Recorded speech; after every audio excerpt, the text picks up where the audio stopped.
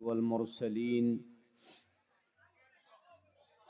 वअला आलिहि व अस्हाबिहि अजमाइन अम्मा बाद। क़ाल अल्लाहु अज़्ज़ व जल इन्नश-शैतान लकुम अदुव्वुन फत्तखिदूहु अदुव्वा इन्नमा यदउ हिज़्बहु लियकूनु मिन अस्हाबिस सईर। सदक़ल्लाहुल अज़ीम व सदक़ रसूलुहुन नबियुल करीम व नहनु अला ज़ालिका मिनश शाहिदीन वश्शाकिरीन।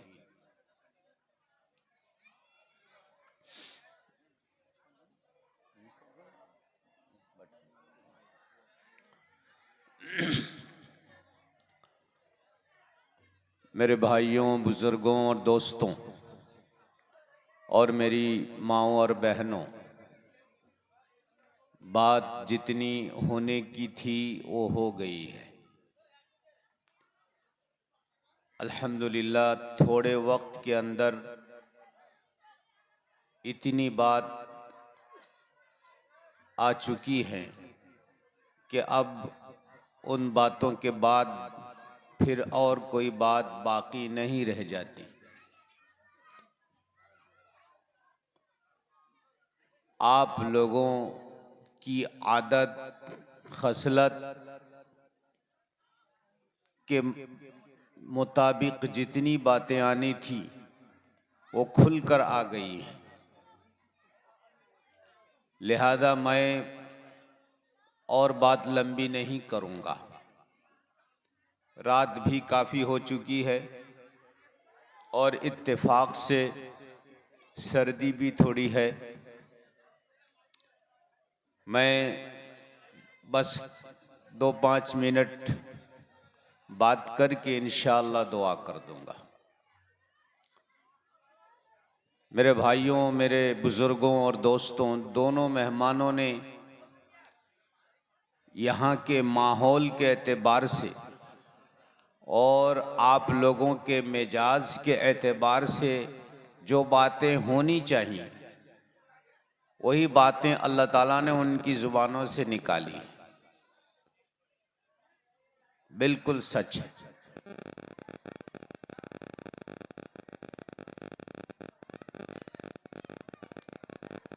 एक वक्त था कि यहाँ कोई मस्जिद नहीं थी, फिर आरजी तौर पर खाल किनारे एक मस्जिद बनी।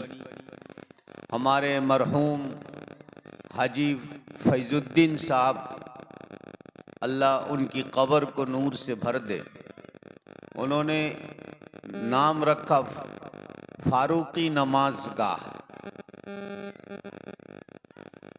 फिर हम लोगों ने कोशिश की कि यहाँ कोई मस्जिद बन जाए, तो अल्लाह के रहम और करम से बड़ी अच्छी खूबसूरत मस्जिद भी बनी और वही फारूकी नमाज गाह फारूकी मस्जिद बन गई। लेकिन बिल्कुल हक और सच है कि मैंने कभी यहाँ जो ओपनिंग में मैं आया था, जब मस्जिद की इकामत हुई थी तो माशाअल्लाह बड़ी भीड़ थी, बहुत लोग नमाज में थे, बड़ी जमात थी। उसके बाद से कभी भी मुझे आपकी मस्जिद में 5 आदमी मुसल्ली नहीं मिले। आपके इस महल्ले के 5 आदमी, कभी जब जब मैंने नमाज पढ़ी है 5-6 आदमी मुझे नज़र नहीं आया। मुश्किल से 5 ही आदमी होंगे, 4-5 आदमी। अभी हमारे मौलाना मुफीजुल इस्लाम खान साहब बता रहे थे। तो ये जो आपका इतना बड़ा मोहल्ला है, क्या इतने बड़े मोहल्ले में 5 ही आदमी बसते हैं? 5 ही आदमी मुसल्ली हैं, बाकी सब लोग अभी मैं बोलूंगा तो आप बोलेंगे बहुत बड़ी बड़ी बात कर रहे हैं। बाकी लोगों पर नमाज फर्ज नहीं थी।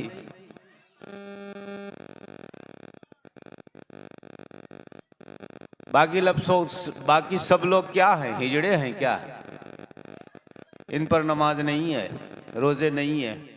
क्यों मस्जिद में इतनी शानदार आलीशान मस्जिद बनाए हो? जब मस्जिद आबाद करनी ही नहीं है, नमाज ही नहीं पढ़नी है, तो मस्जिद क्या देखने के लिए? अब एक मिसाल मैं आप लोगों को दूंगा, फिर इंशाल्लाह मैं अपनी बात पूरी करके दुआ कर दूंगा। बात नहीं करनी है मुझे, और वैसे भी अल्हम्दुलिल्लाह आप लोग मेरी बात बहुत सुने हैं, 20-25 साल से सुना ही रहा हूँ। आप मुख्तलिफ जगहों में, मुख्तलिफ जलसों में, ईदगाह में बात सुनते रहते हैं। आप मेरे साथ मेरी बात का जवाब दीजिएगा। एक परिवार है, एक घराना है, जिस घराने में 5 भाई हैं। 5 भाई। एक भाई शराबी है, एक भाई शराबी है, और एक भाई जुआड़ी है, और एक भाई चोर है, और एक भाई सूदखोर है, और एक भाई कमीशन, नाजायज कमीशन खाने वाला दलाल है। तो क्या इस घराने में, इस परिवार में सुकून, शांति आ सकती है? बोलो, जोर से बोलो, आ सकती है? उस घर में कोई चैन, सुकून, कोई अमन, कोई शांति क्या आ सकता है? नहीं आ सकता। मेरे नौजवानों और मेरे भाइयों, ये मिसाल आप अच्छी तरह से अपने दिल और दिमाग में उतार लीजिए। मेरी बहनें, आप भी उतार लो। मैं यही देखता हूं अपने लोगों में, कुछ लोग हैं जो बस शराबखोरी में मस्त हैं, और खुसूसन ये 20 साल से 30 साल के जो हमारे नौजवान हैं, इन नौजवानों में 3 बहुत बुरी खसलत आहिस्ता आहिस्ता बढ़ती जा रही है। एक शराबखोरी, एक जिनाकारी, और एक जुआ। ये 3 चीज बहुत तेजी के साथ हमारे नौजवानों में पैदा होती जा रही है।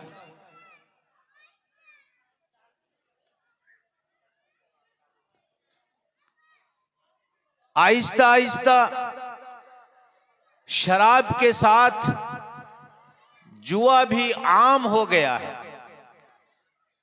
घर घर में जुआ है, घर घर में सूद है।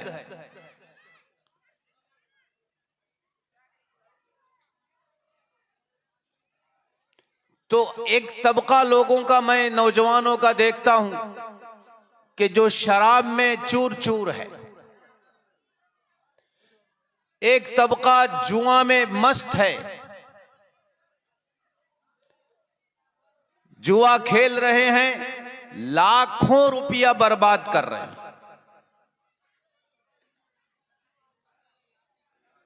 अगर जुआ में एक आदमी को लॉटरी लग जाती है और कुछ जीत लेता है, तो 20 आदमी जुआ में अपना लॉस करता है, अपना नुकसान करता है, उसे घाटा होता है, वो हार जाता है।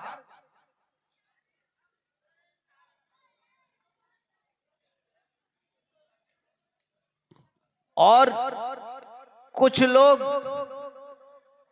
दूसरों का माल हड़प करना, दूसरों का माल खाकर बैठ जाना। एक जमाना था कि उस जमाने में चोरी लोग ये थाली बर्तन गिलास लोटा ये सब घर के सामान चुरा लेते थे, चोरी कर लेते थे, डाका डालते थे घर पर। लेकिन अब चोरी की जो नौइयत है, उसकी शक्ल सूरत है, वो बदल गई है। छोटी मोटी चीज अब चोरी होती नहीं है, बड़ा हमला किया जाता है। दूसरों के अकाउंट से पैसा निकाल लेना, दूसरों का कारोबार से पैसा हड़प कर लेना और दूसरों के साथ इस तरह से मामला करना कि अभी मैं एक हफ्ते के अंदर, इसी महीने के अंदर आपको पेमेंट कर दूंगा, फिर उसका लाखों रुपया खाकर बैठ जाते हैं। कई कई साल गुजर जाते, देते ही नहीं है। ये बहुत बड़ी चोरी है। कुछ लोगों को बस इसी चक्कर में देखता हूं कि वो यही करते रहते, यही उसका काम है। और खुदा की पनाह, अल्लाह की पनाह, सूद तो इतना आम हो गया है कि हमारी ये माओं और बहनें भी सूद खाने लगी। हर घर घर में सूद का कारोबार आम हो चुका है।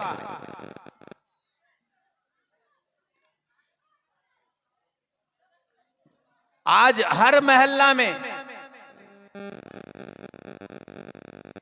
वो सूदी मामला के लिए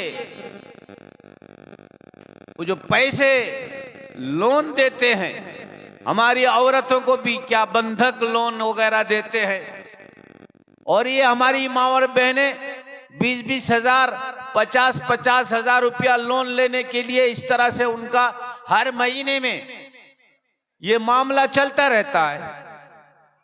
अक्सर घरों में माँ और बहनें ये लोन ले रही है। तो जब तुम वो लोन लोगे